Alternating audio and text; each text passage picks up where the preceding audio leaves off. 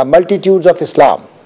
All of the usurped, extorted, oppressed sufferers, all of those who have rights have been confiscated and sacrificed by pressure and have been deceived, had the name of Bibi Fatima as their slogan. It is most difficult to speak about the personality of Bibi Fatima. She is the woman that Islam wants a woman to be. She is a symbol in all the various dimensions of being a woman. The symbol of a daughter when facing her father. The symbol of a wife when facing her husband. As a wife, Bibi Fatima displayed the perfect role model. Hazrat Ali, her husband, has said, "By Allah, I never angered Fatima or forced her to do something she did not like up to the day she died, nor did she ever anger or disobey me. In fact, when I look at her, depression and sadness would be removed from my heart."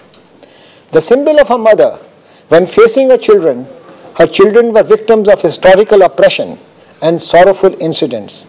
As a mother, she raised the chiefs of martyrs, Hazrat Imam Hassan, Hazrat Imam Hussain, and ladies of such strong will and faith like Sayyida Zainab and Sayyida Kalsoom, who withstood pains, in particular during Karbala, which strong men can barely put up with.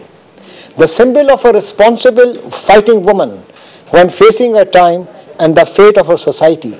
She herself is an imam, a guide that is an outstanding example for someone to follow. An ideal type of a woman and the one who bears the witness to any woman who wishes to become herself through her own choice. She answers the question of how to be a woman with her wonderful childhood, her constant struggling and resisting on two fronts, inside and out, in the home of her father, in the home of her husband, in her society, in her thoughts and behavior, and in her life. Ladies and gentlemen, Muslim women neither want to be a product of their heritage nor have a superficial facade. They cannot remain heedless of Islam and they cannot remain indifferent to it. Muslim women wish to make decisions through reasons and choice and relate them to history, culture, religion, and society which received its spirit and origins from Islam. The personality, the vision, and the strength of Prophet Muhammad's daughter, Bibi Fatima, had certainly touched the soul of our great leader, Shaheed Mohtarma Benazir Bhutto. She tried to follow the footprints of Bibi Fatima and never subdued to injustice, cruelty, and oppression. In 54 years of her life, Shaheed Benazir Bhutto was the mostly welcomed by exile. She wrote in a book, Daughter of the East, and I quote, "I will return to my homeland and once again lead the forces of democracy in electoral battle against the entrenched power of dictators, generals, and extremists. This is my destiny." She further quoted John F. Kennedy, "I do not shrink from that responsibility, I welcome it." An extraordinary woman, Shaheed Bibi, who paid the ultimate price for daring to bring democracy to Pakistan. She believed that the message of her cherished religion, Islam, is being politicized and exploited. Her vision of Islam in the modern world sets a standard of peace, prosperity, equality, and reconciliation.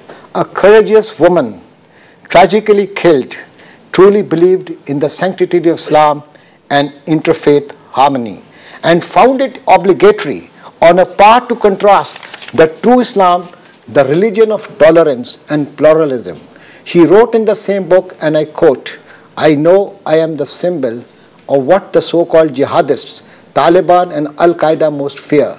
I am a female political leader fighting to bring modernity, communication, education, and technology to Pakistan." Ladies and gentlemen, Islam should be viewed as a religion that had immensely improved the status of women and granted them many rights that the modern world has recognized only this century. Islam still has so much to offer today's woman: dignity, respect, and protection in all respects, and all stages of life from birth until death, in addition to the recognition, the balance and means for the fulfillment of her spiritual, intellectual, physical, and emotional needs.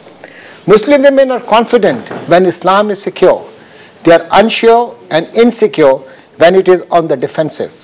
Where Muslim civilization is dominant, Muslim women play the rightful role in society, fully and unhindered. Where it is threatened or damaged, a curtain descends over Muslim homes and women are hidden away from prying alien eyes. When Mughal rule was at its height in India, the Muslim women matched their men in every field of activity, often surpassing them in some.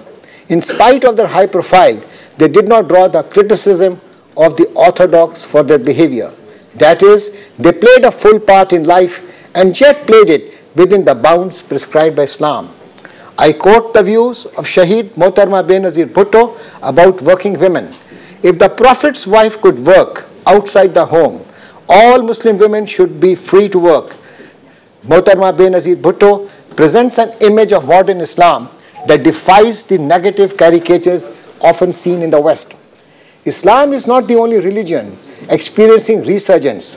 There has been rise of religious revivalism throughout the world.